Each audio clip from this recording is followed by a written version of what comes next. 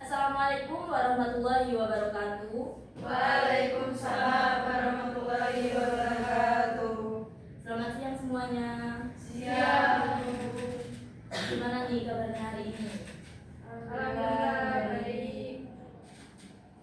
Baik, sebelum kita masuk ke pembelajaran dasar UI UX menggunakan hikmah, alangkah lebih baiknya kita mulai kali ini dengan berdoa. Berdoa menurut agama dan kepercayaan masing-masing. Mulai.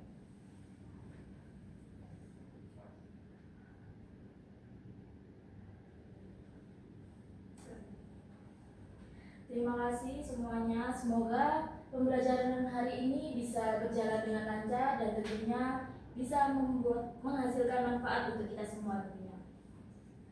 Pada kali ini, sebelum masuk ke materi, izinkan saya untuk memperkenalkan diri saya terlebih dahulu. Perkenalkan, nama saya Safinatus Zuhro, bisa dipanggil Bu Vina. Di sini saya akan mengajar mengenai dasar UI UX. Di sini sepertinya saya belum kenal kalian semua. Jadi alangkah lebih baiknya supaya kita berkenalan terlebih dahulu. Mungkin dimulai dari yang sebelah kanan saya.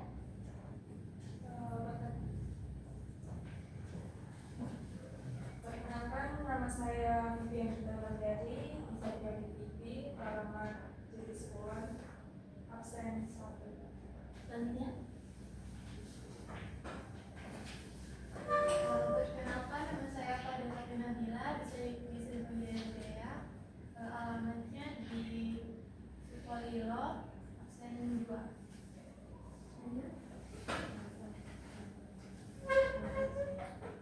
Perkenalkan, nama saya Tasya Krisanti Manalus, saya dari Wonokromo, absen dengan nomor 3. Lanjut. Mas, belakangnya. Perkenalkan, nama saya Rizky Ainur dari Jambangan, nomor absen 10. Nama saya Mariana Nurika Putri dari Sidoarjo. Saya dari tadi sosok ke kamu. Ini semuanya kan berkerudung hitam ya. Kamu kenapa kok berkerudung krem sendiri? Karena tadi waktu sholat kerudungnya basah, Bu. Oh, jadi pinjam teman ya? Iya. Lanjut. Perkenalkan, nama saya Ramsana Dani, saya berasal dari Sidoarjo.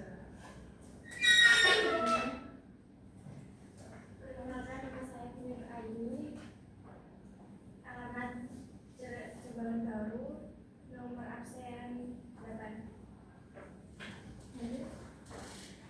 Perkenalkan, nama saya Rina Maria dari Surabaya, nomor absen 9. Perkenalkan, nama saya Reina Tifat Nabila, alamat saya di Ketintang, nomor absen 12. Perkenalkan, nama saya Rahmat Juliani, alamat saya di Nagel, nomor absen 25. Baik, terima kasih untuk perkenalan dirinya. Langsung saja kita masuk ke materinya. Di sini sebelum saya lanjut ke dasar-dasarnya, saya mempunyai 2 tampilan desain. Menurut kalian, desain mana yang lebih nyaman untuk dilihat dan dinikmati oleh pengguna? Biru yang kiri, Kenapa?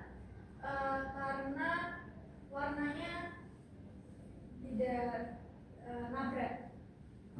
Berarti yang sebelah kanan itu nabrak gitu ya? Tidak kontras yang sebenarnya. Sangat kontras. Baik, di sini dari 2 desain tersebut nantinya akan berhubungan dengan materi pelajaran pada hari ini. Yang pertama adalah kita akan mengetahui dasar UI. UI adalah User Interface, merupakan cabang dari ilmu desain interaksi manusia dan komputer yang mempelajari tentang bagaimana tata letak grafis, struktur visual, dan elemen estetika dirancang untuk menciptakan antar muka pengguna yang intuitif, menarik, dan visional. UI berfokus pada aspek presentasi visual dari sebuah aplikasi atau website, yaitu bagaimana pengguna berinteraksi dengan sistem melalui elemen-elemen grafis yang dapat mereka lihat, sentuh, atau diklik. UI adalah jembatan visual antara sistem teknologi dan pengguna manusia, secara langsung mempengaruhi kesan pertama pengguna terhadap suatu produk digital. Oleh karena itu, desain UI tidak hanya tentang bagus dilihat, tetapi juga tentang fungsi, konsistensi, dan juga kenyamanan pengguna.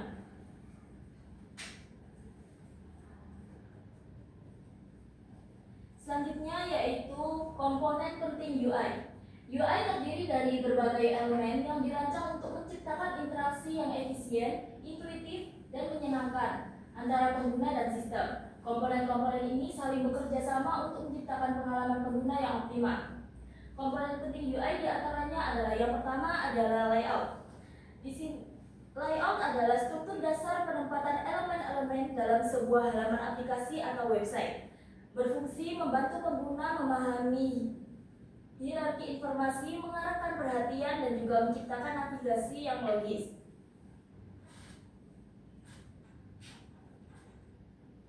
Contohnya seperti grid system, kolom, baris, sidebar, header, dan juga footer. Selanjutnya yaitu yang kedua adalah warna. Warna ada palet warna yang digunakan dalam UI untuk mendefinisikan identitas visual dan mood. Fungsinya adalah membedakan elemen interaktif dan juga statis. Yang kedua memberikan makna emosional, misalnya merah untuk peringatan dan yang lainnya. Dan selanjutnya yaitu memperkuat branding, warna khas dari perusahaan. Jenisnya biasanya terdapat primary dan second colors. Yang kedua yaitu accent color, dan yang ketiga status color. Selanjutnya yang ketiga adalah tipografi. Tipografi sendiri adalah penggunaan gaya teks dalam antarmuka. Fungsinya adalah menyampaikan informasi secara jelas, menentukan hierarki konten, judul, subjudul, dan juga isinya, menyediakan kenyamanan baca di berbagai perangkat. Elemen tipografi biasanya seperti jenis font, ukuran font, style, dan lain sebagainya. Selanjutnya yaitu yang keempat adalah icon. Definisi dari icon sendiri adalah representasi visual mini yang menggambarkan fungsi, objek, atau aksi tertentu. Berfungsi sebagai mempercepat pemahaman makna tombol atau fungsi, menghemat ruang teks, dan juga memperindah tampilan antarmuka. Contohnya seperti icon trash untuk hapus, icon gear untuk pengaturan, dan lain sebagainya. Selanjutnya yang kelima adalah navigasi. Navigasi sendiri adalah komponen yang mengarahkan pengguna ke berbagai halaman atau bagian dalam sistem. Berfungsi untuk menyediakan jalur berpindah yang mudah, menjelaskan struktur aplikasi secara intuitif. Jenis navigasi biasanya ada navbar, horizontal atau top, sidebar, vertikal, tabbar, breadcrumb, jejak lokasi halaman, dan juga hamburger menu tersembunyi. Selanjutnya yaitu tombol atau button. Tombol atau button ini adalah elemen klik yang memicu aksi atau interaksi tertentu. Fungsinya mengarahkan pengguna melakukan tindakan seperti submit, download, next, dan lain sebagainya. Jenis tombol biasanya ada primary button untuk aksi utama, secondary button untuk aksi tambahan, icon button, dan toggle button. Prinsipnya harus memiliki kontras tinggi, teks yang jelas, dan juga respon interaktif saat diklik. Hover active state. Selanjutnya yaitu formulir input. Adalah komponen untuk mengumpulkan informasi dari pengguna. Fungsinya adalah untuk interaksi data dua arah, misalnya saat login, pencarian, pendaftaran, dan juga pengisian survei. Jenis input terbagi menjadi 5, yaitu text bar, checkbox, radio button, drop down atau select, dan juga trigger. Aspek pentingnya adalah validasi input, label yang jelas, dan pesan error yang membantu. Yang kedelapan adalah animasi dan transisi. Adalah efek visual yang memberikan umpan balik saat elemen berubah status, misal dari diam ke aktif. berfungsi untuk meningkatkan pengalaman pengguna, menunjukkan hubungan antar elemen, dan juga memberikan kesan modern dan dinamis. Contohnya seperti loading spinner, effect buffer, site-in, dan out menu. Yang kesembilan adalah gambar, ilustrasi, dan juga media visual. Adalah elemen visual non-teks yang menambah konteks atau daya tarik visual. Fungsinya adalah meningkatkan estetika, menyampaikan makna yang sulit dijelaskan dengan teks, menciptakan kedekatan emosional dengan pengguna. Jadinya seperti banner, ilustrasi faktor, foto produk, video, dan avatar pengguna. Yang terakhir yaitu spacing dan grid system. Adalah pengaturan ruang antar elemen dan kerangka kerja grid yang digunakan untuk merancang UI secara konsisten. Ini berfungsi untuk menjaga keteraturan, meningkatkan kenyamanan visual dan juga keterbacaan, membantu responsivitas UI tetap rapi di semua ukuran layar. Elemen grid seperti margin, padding, gutter, column, dan juga breakpoint.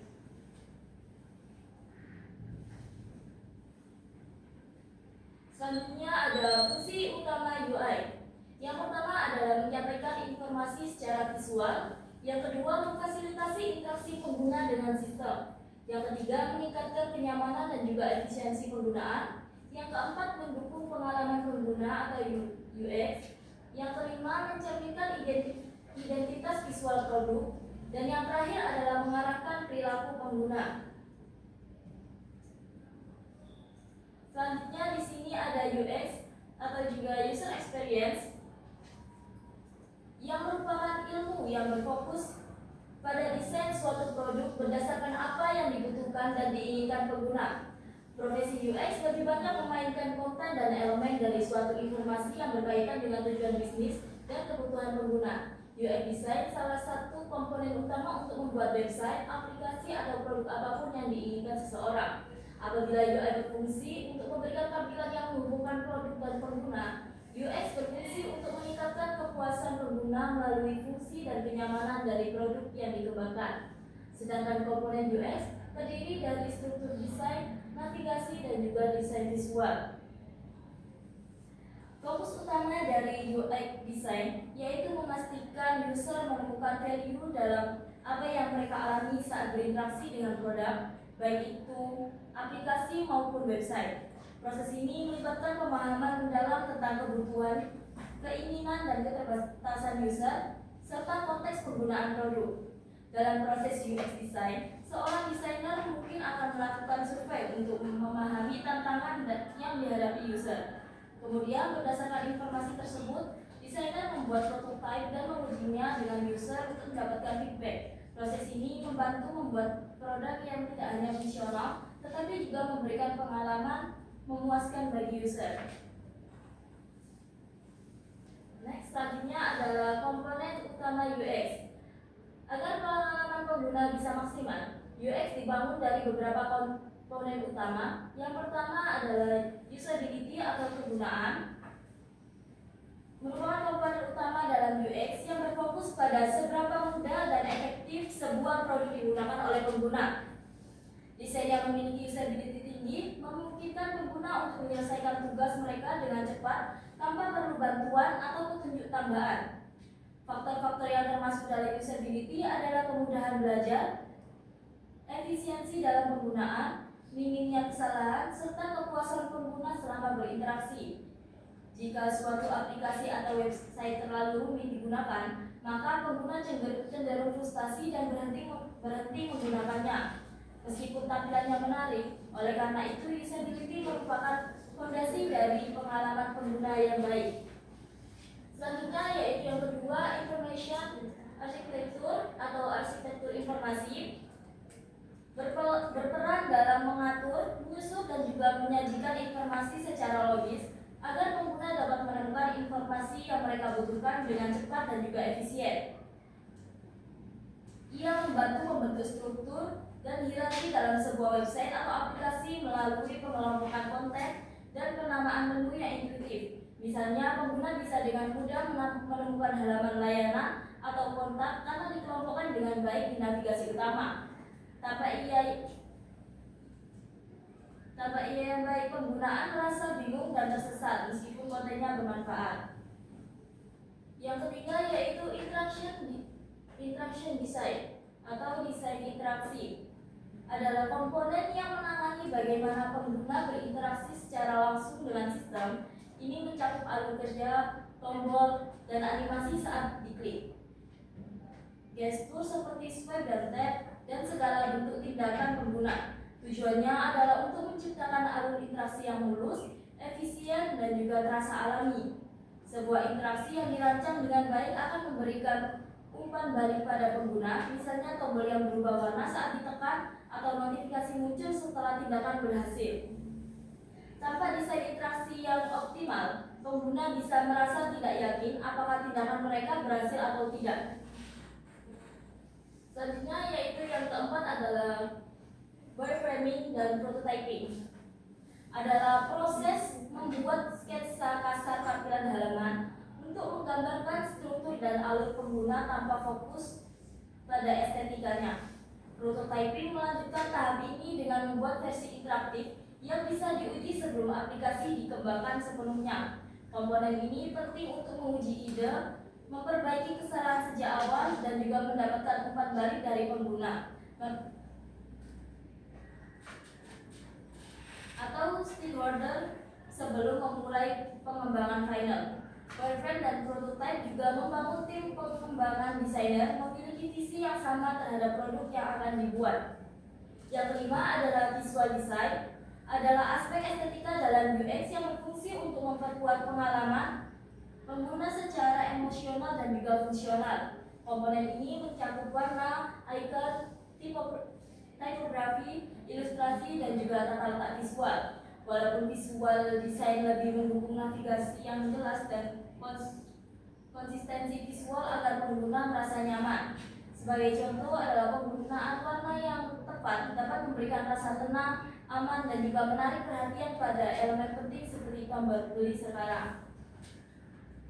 Selanjutnya yaitu yang keenam adalah content strategy.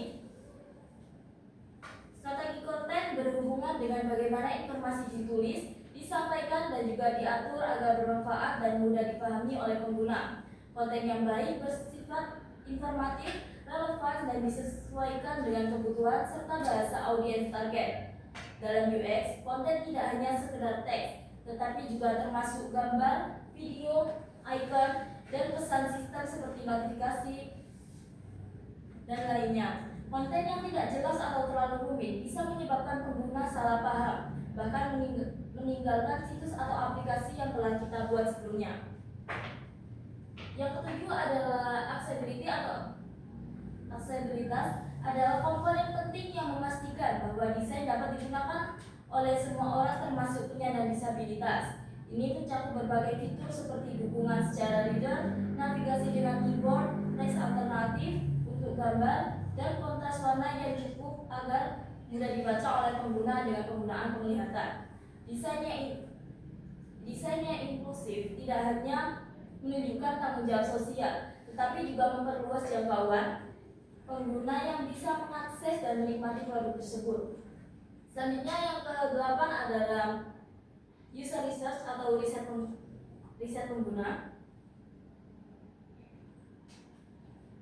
Adalah kegiatan mengumpulkan data dan wawasan mengenai perilaku, kebutuhan, dan juga masalah pengguna melalui observasi, wawancara, survei, dan lain sebagainya. Komponen ini sangat penting karena desain UX yang baik harus berdasarkan pada pemahaman nyata tentang pengguna, bukan hanya asumsi melalui riset. Tim desain bisa mengetahui apa yang disukai, dibutuhkan, dan diharapkan pengguna, sehingga produk bisa benar-benar bermanfaat dan juga relevan. Selanjutnya yang 9 adalah user testing atau pengujian pengguna. Setelah desain dibuat, pengujian pengguna dilakukan untuk mengukur apakah sistem sudah memenuhi harapan pengguna. Dalam tahap ini, pengguna diminta mencoba prototipe atau produk aktual, dan tim mengamati bagaimana mereka berinteraksi serta tantangan apa saja yang mereka hadapi. Pengujian ini sangat berguna untuk menemukan masalah usability dan menyempurnakan desain sebelum peluncuran final.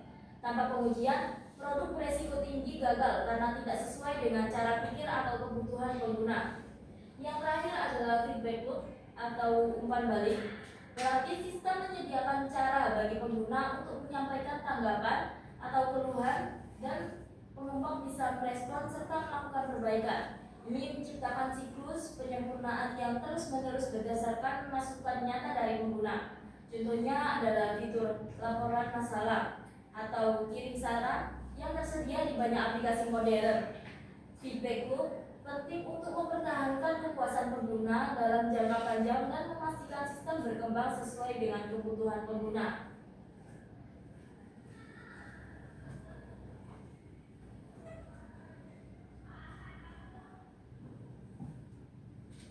Selanjutnya adalah fungsi UX. Yang pertama adalah meningkatkan kepuasan pengguna. Memastikan bahwa pengguna merasa puas saat menggunakan sebuah produk digital seperti website atau aplikasi yang telah kita rancang. Kepuasan ini tidak hanya berasal dari tampilan visual yang menarik, tapi juga dari kemudahan navigasi, kecepatan akses, dan juga bagaimana produk tersebut mampu memenuhi kebutuhan dan ekspektasi para penggunanya. Ketika pengguna merasa nyaman dan terbantu dengan pengalaman mereka, maka mereka cenderung untuk kembali dan menggunakan produk tersebut. Yang kedua yaitu mempermudah penggunaan produk. UX ini bertanggung jawab untuk merancang pengalaman yang intuitif dan juga mudah digunakan, bahkan oleh pengguna yang tidak terlalu mengerti akan teknologi. Hal ini dicapai dengan membuat alur interaksi yang jelas, menyederhanakan proses, dan juga menyesuaikan desain dengan kebiasaan pengguna. Dengan UX yang baik, pengguna tidak perlu berpikir keras untuk membaca manual atau mengoperasikan aplikasi atau situs web. Semuanya terasa alami dan juga mudah dipahami. Yang ketiga adalah meningkatkan loyalitas pengguna. Pengalaman pengguna yang menyenangkan dan memuaskan akan mendorong pengguna untuk terus menggunakan produk yang telah kita buat sebelumnya untuk digunakan secara berulang. Mereka tidak hanya kembali, tetapi juga berpotensi merekomendasikan produk yang telah kita buat ini kepada teman-teman dan orang lainnya. UX yang baik menciptakan hubungan emosional antara pengguna dan produk, sehingga membangun loyalitas jangka panjang yang sangat berharga dalam persaingan digital saat ini. Yang keempat adalah mengurangi tingkat kesalahan dan juga frustasi. Desain UX yang baik membantu mencegah kesalahan pengguna dengan menyediakan panduan yang jelas, pesan kesalahan yang informatif, dan juga sistem toleran terhadap kesalahan. Selain itu, UX dapat memperbaiki titik-titik frustasi yang mungkin muncul selama interaksi. Misalnya, ketika tombol ditekan, tombolnya tidak merespon, navigasinya juga terlalu membingungkan, atau proses pendaftaran juga terlalu susah. Dengan demikian, pengalaman pengguna menjadi aspek utama yang digunakan untuk mengurangi tingkat kesalahan dan juga frustasi. Yang kelima adalah mendukung efisiensi dan produktivitas. Salah satu fungsi UX adalah membuat pengguna dapat menyelesaikan tugas dengan cepat dan juga efisien dalam aplikasi bisnis. Misalnya UX dirancang dengan baik akan membantu karyawan bekerja lebih produktif karena mereka tidak terhambat oleh antarmuka yang terlalu rumit, dan juga efisiensi ini sangat penting untuk meningkatkan efektivitas penggunaan produk dalam konteks profesional maupun personal. Yang keenam adalah meningkatkan nilai bisnis. UX bukan hanya soal tentang tampilan, tapi juga soal nilai bisnis. Produk dengan UX yang kuat cenderung memiliki tingkat konversi lebih tinggi, misalnya dalam hal pembelian, pendaftaran, atau penggunaan fitur tertentu.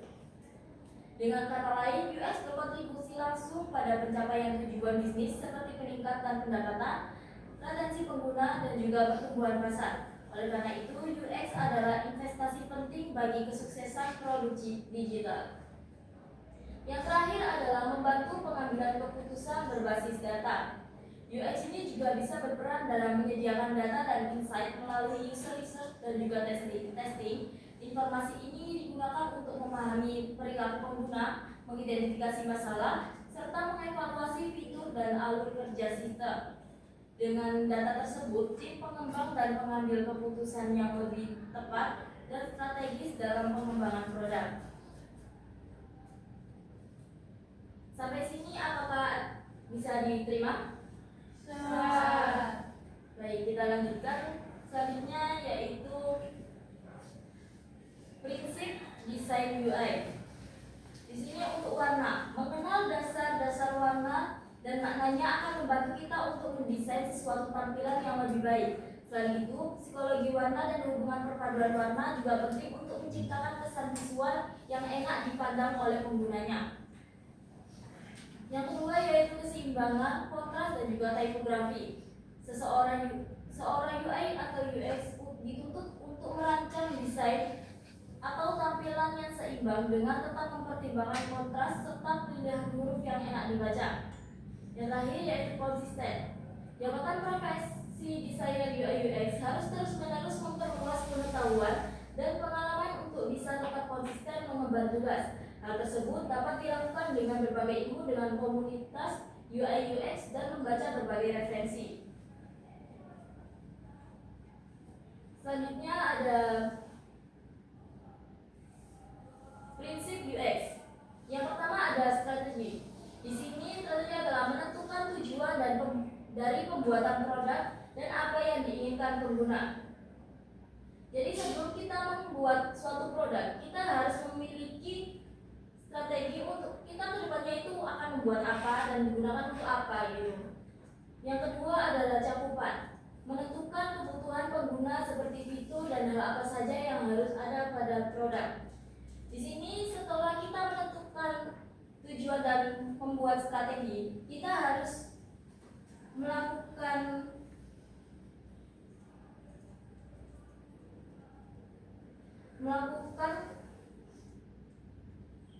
observasi untuk menentukan kebutuhan pengguna yang baik. Selanjutnya yaitu struktur, menentukan letak dan posisi fitur yang telah ditentukan dan menguji apakah mereka akan berkesinambungan. Yang keempat adalah kerangka, langkah untuk merancang struktur atau komponen yang mempermudah pengguna atau apa yang membuat orang akan nyaman dalam berinteraksi dengan produk. Dan yang terakhir adalah permukaan, langkah untuk menyatukan semua ide secara visual dan menentukan tampilan produk akhir.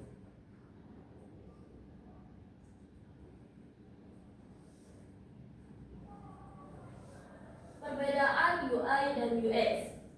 UI sendiri berfokus pada tampilan visual dan interaktivitas antar muka, sedangkan UX sendiri adalah pengalaman keseluruhan user dengan produk.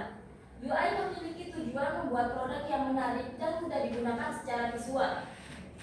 UX sendiri adalah menciptakan produk yang intuitif, efisien, dan memenuhi kebutuhan user. Komponen dalam UI ada seperti layout, grafis, tombol, icon, dan juga skema warna, dan lain sebagainya.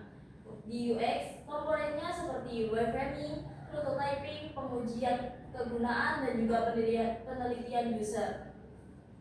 Untuk mengukur keberhasilan, UI sendiri diukur dengan estetika, konsistensi visual, dan juga identitas merek. Sedangkan UX sendiri adalah kepuasan user, kegunaan, keefektifan dalam memenuhi tujuan. Contoh untuk UI design adalah desain akan buka aplikasi dengan tombol yang mudah diakses. Sedangkan untuk UX adalah proses navigasi intuitif dalam aplikasi yang memudahkan user menemukan apa yang mereka cari. Peran dalam pengembangan produk UI, memastikan produk memiliki tampilan yang menarik dan mudah diakses. Untuk UX, memastikan produk mudah dan menyenangkan untuk digunakan, serta memenuhi kebutuhan user. Perbedaan utama antara UI dan UX design terletak pada fokusnya. UI sendiri mengutamakan tampilan dan juga perasaan saat berinteraksi dengan produk. Di sisi lain, UX design menekankan pada efektivitas dan juga efisiensi pengalaman dari pengguna secara keseluruhan. Keduanya ini saling melengkapi dan sama pentingnya dalam keberhasilan pembangunan produk.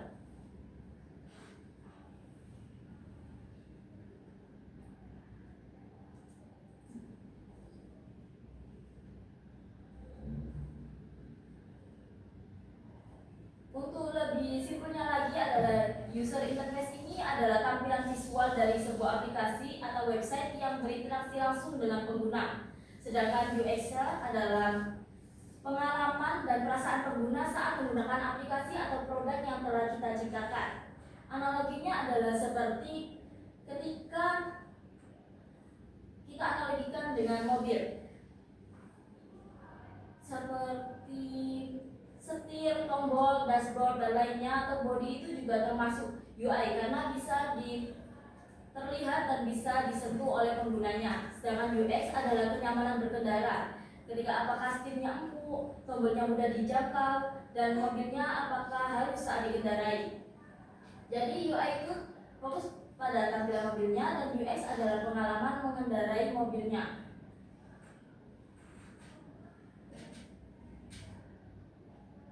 Selanjutnya adalah pentingnya desain UI UX dalam aplikasi mobile. Yang pertama adalah memberikan kesan pertama yang baik. Desain antarmuka UI adalah hal pertama yang dilihat oleh pengguna. Jika tampilannya menarik, bersih, dan juga intuitif, pengguna akan tertarik dan mencobanya lebih lanjut. Jika kalian menemui aplikasi seperti pada pertama tadi, kira-kira ketika kalian menemui aplikasi atau suatu website yang warnanya terlalu kontras, apa kalian nyaman untuk menggunakannya dalam jangka waktu panjang? Jadi desain UI ini juga penting. Yang kedua yaitu meningkatkan pengalaman pengguna UX yang baik, membuat pengguna merasa aplikasi mudah digunakan, tidak membingungkan, dan juga menyenangkan. Mereka tidak hanya akan memakai tapi juga akan kembali. Yang ketiga adalah mengurangi frustasi dan juga error. Navigasi yang jelas, tombol yang mudah ditemukan, dan alur yang logis mencegah pengguna bingung atau salah klik. Yang keempat, meningkatkan retensi dan loyalitas. Aplikasi dengan UI dan UX yang buruk akan langsung di-uninstall. Tapi kalau nyaman dan mudah dipakai, pengguna akan tetap setia dan bahkan merekomendasikannya kepada orang lain. Yang terakhir adalah meningkatkan konversi dan tujuan bisnis. Untuk aplikasi toko online, kursus, atau booking, desain yang baik bisa mendorong lebih banyak pembelian, pendaftaran, dan juga pemesanan.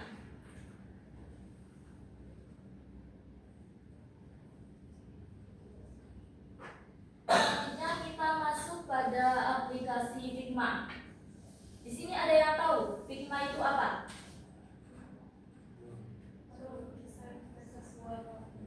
Tuh, jangan baca dong. Yang setahunya aja, kira-kira tahu nggak sebelumnya tentang Figma itu apa sih?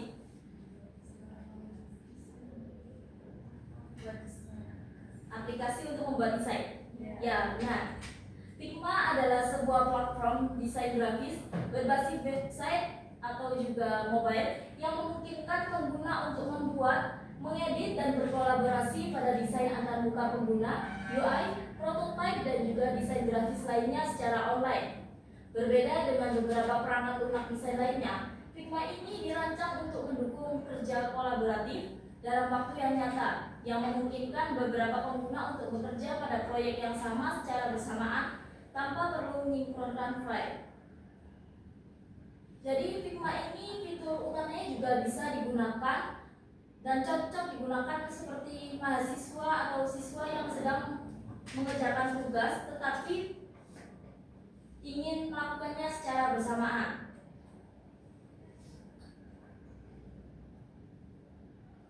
Selanjutnya fitur kunci dalam Figma. Yang pertama adalah desain kolaboratif. Figma memungkinkan tim bekerja sama dalam satu proyek dengan proyek desain secara real time tanpa perlu khawatir terjadi konflik versi. Setiap perubahan yang dilakukan oleh salah satu anggota tim langsung tersimpan otomatis di cloud dan dapat dilihat oleh semua anggota tim lainnya. Hal ini sangat mempermudah kerja kelompok, terutama dalam proyek besar yang membutuhkan koordinasi visual secara konsisten. Jadi Figma ini cocok buat kerja bersama-sama.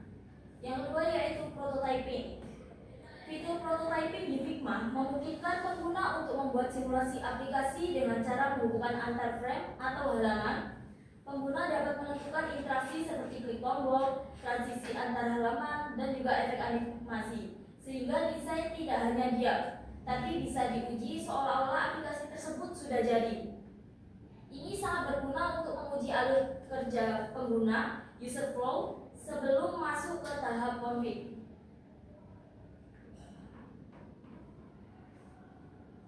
Selanjutnya yaitu antarmuka pengguna yang intuitif.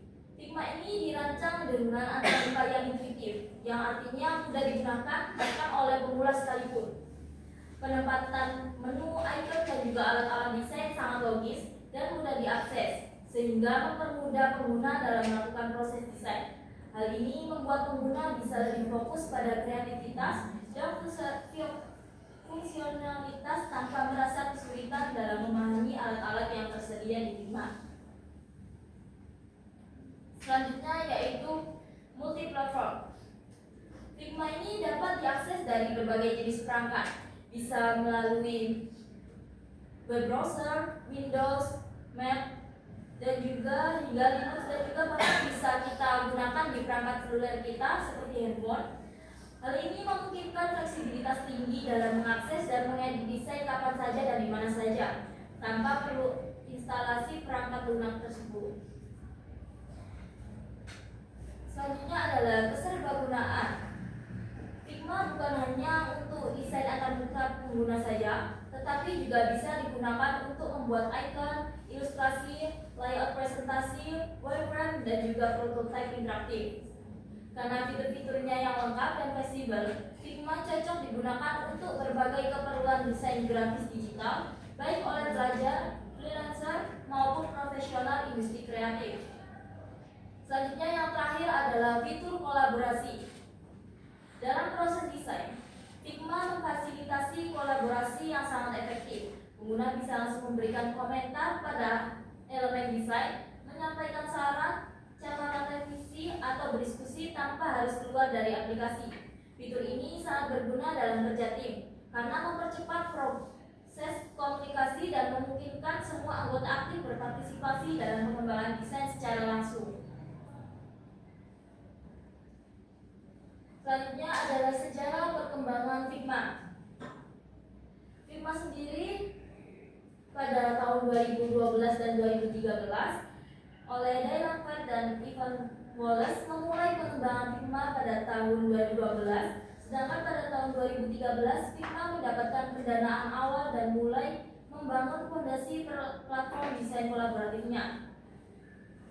Peluncuran beta pada 2015 dan di 2016 merilis resmi versi pertama Figma untuk umum dan mulai mendapatkan perhatian di kalangan desainer dan tim pengembangan. Di tahun 2016 hingga 2018, Figma memperkenalkan konsep desain berbasis flow dan kolaborasi nyata waktu yang memungkinkan tim untuk bekerja sama dalam satu proyek tanpa masalah konflik versi. Fitur-fitur seperti komentar dan revisi memperkaya pengalaman kolaboratif. Di tahun 2018 hingga 2020, Figma mendapatkan investasi tambahan dalam beberapa putaran pendanaan, mencerminkan kepercayaan investor terhadap potensinya. Perkembangan lebih lanjut termasuk peningkatan antarmuka pengguna, pembaruan fitur, dan juga peningkatan kinerja. Pada tahun 2021 dan juga sampai 2023, Figma memperkenalkan komunitas Figma, memungkinkan pengguna berbagi dan menjelajahi desain dari seluruh dunia.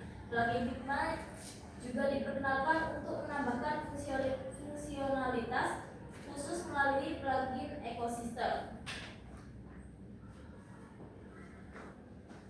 Selanjutnya di sini kita akan saya memberikan tugas kepada kalian, yaitu buatlah desain antarmuka pengguna UI dan juga pengalaman pengguna UX untuk sebuah aplikasi sederhana menggunakan Figma.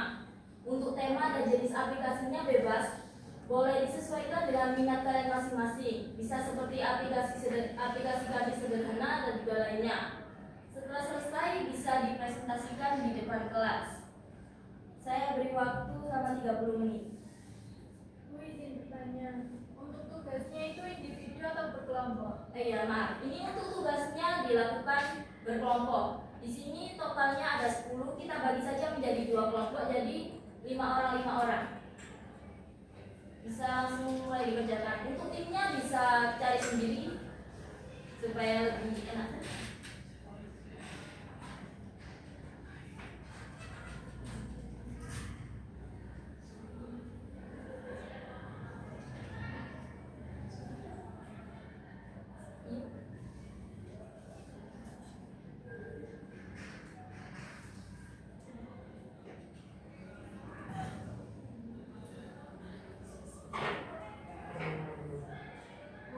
Ya, iya silakan.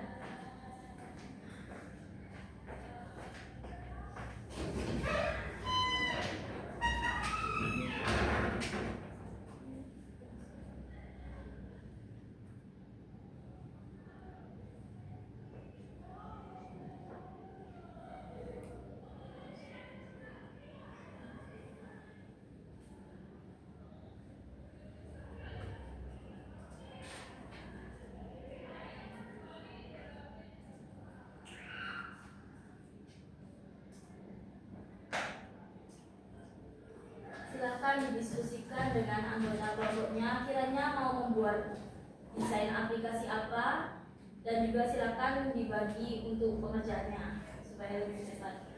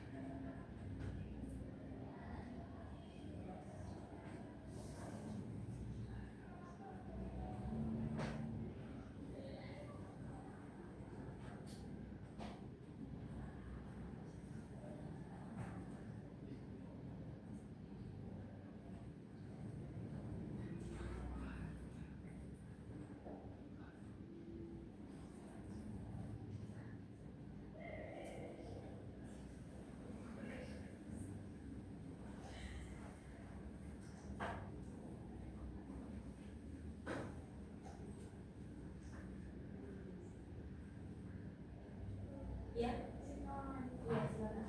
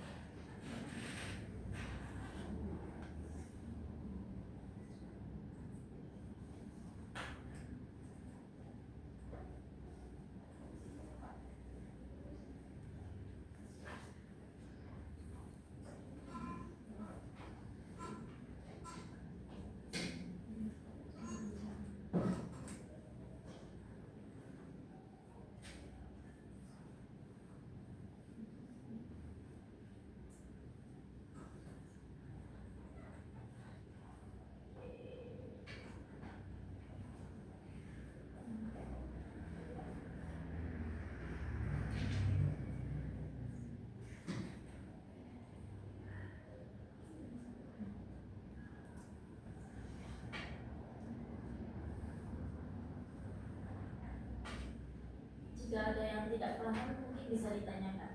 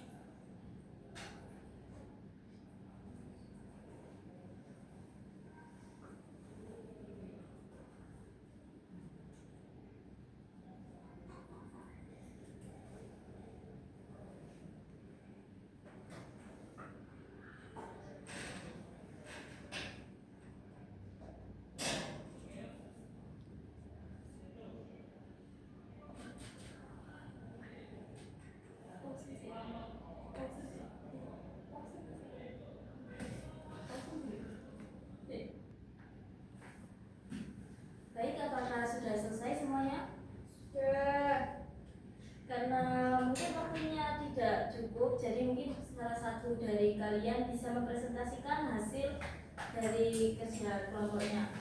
Mungkin dari kelompoknya Mbak Rahma.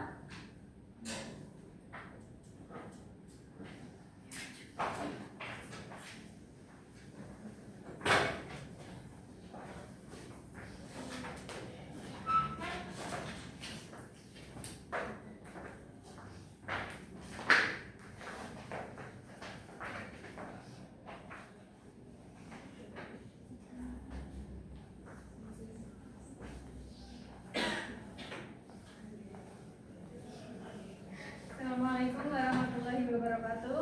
Waalaikumsalam warahmatullahi wabarakatuh. Jadi kami di sini akan mempresentasikan hasil pengerjaan kami untuk membuat desain di Figma. Ini adalah desain dari aplikasi Launchpad.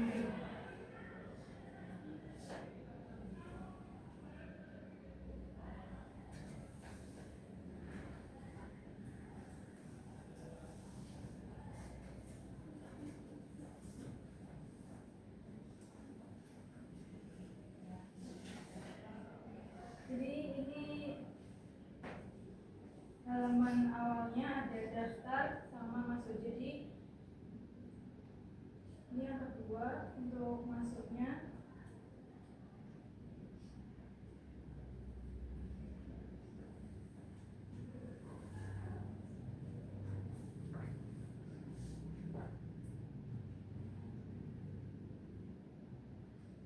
Oke, jadi ketua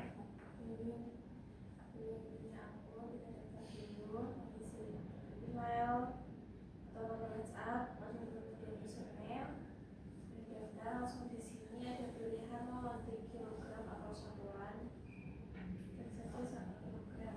Oke, ya, kemudian pilih cuci stiker, kita pilih stiker.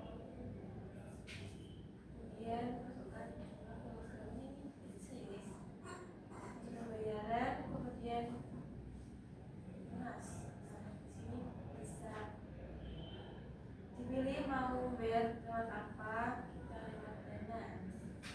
Oke, itu makanya selesai. Terus lagi ini satuan. Pilih yang koinnya dulu, ya. Contohnya kita pilih jaket.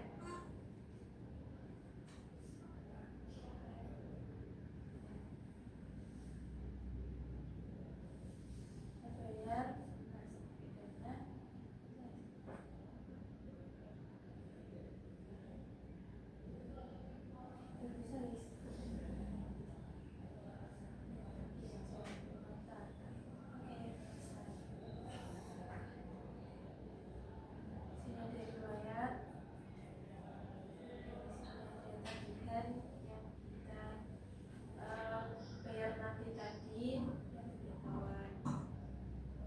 proses dan perjalanan lalu sudah diterima atau sedang dibikin. Sudah, itu saja. Yang lainnya belum lengkap soalnya waktunya Nah, baik, terima kasih untuk penampilan dari kelompok satu ini sudah sangat baik ya, saya lihat sudah mulai menguasai penggunaan desain yang baik, menerapkan toolsnya, gambarnya dan lain sebagainya. Itu sudah cukup baik untuk kalian yang masih awal. Dan saya tidak ada komplain karena mungkin ini baru pertama kali, tapi kalian sudah sangat bagus menurut saya. Jadi terima kasih untuk penampilan dari kelompok satu. Boleh dikasih tepuk tangan dulu.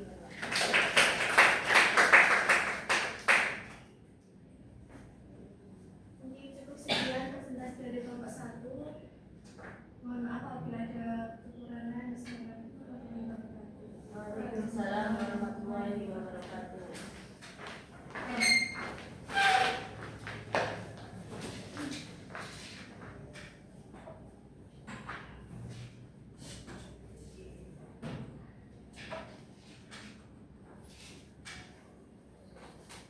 Baik semuanya, di sini sudah sampai di penghujung materi, sudah selesai mengerjakan tugas praktik. Di sini saya ingin mengucapkan banyak-banyak terima kasih kepada semua teman-teman yang telah berpartisipasi dari awal hingga akhir. Hari ini kita sudah membahas bersama mengenai desain UI UX, mulai dari pengertian, komponen penting, hingga bagaimana desain itu berperan besar dalam menciptakan pengalaman pengguna yang nyaman dan menyenangkan.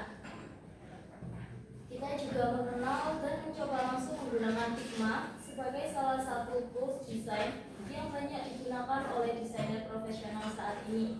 Seperti yang baru saja teman-teman laksanakan.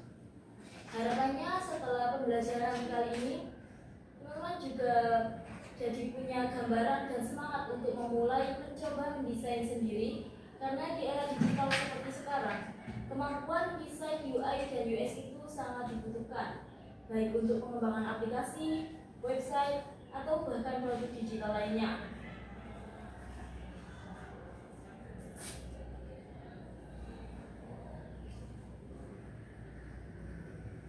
Dari materi yang telah saya sampaikan hari ini, semoga kalian bisa mulai sadar bahwa desain itu bukan cuma soal bagus, tetapi juga soal bagaimana cara bikin orang itu nyaman ketika menggunakan suatu produk yang telah kita bikin, dan bisa paham tanpa harus bingung. Jadi kenyamanan dari UX-nya bisa kita perhatikan ketika membuat suatu produk.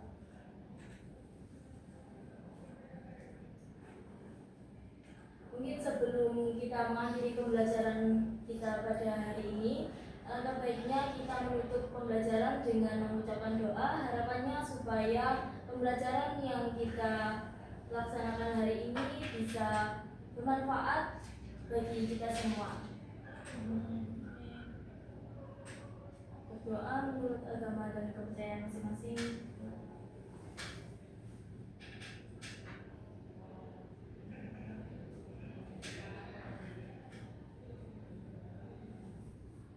Selesai. Sekali lagi, terima kasih banyak untuk antusias dan kerjasamanya semuanya. Sampai jumpa di kesempatan belajar berikutnya. Assalamualaikum warahmatullahi wabarakatuh. Waalaikumsalam warahmatullahi wabarakatuh. Terima kasih, Bu. Terima kasih, Bu.